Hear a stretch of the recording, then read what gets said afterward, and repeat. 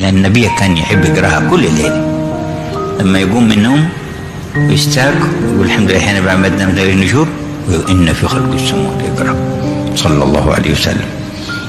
شبهه تبقى خلب بينك وبينه روابط مشان تشوف وجهه في القيامة، مشان ترد على حوضه يوم الطامة، مشان تشرب من حوضه المورود.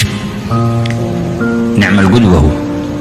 خليه تفكر ما في من في ذهنك، خرجه.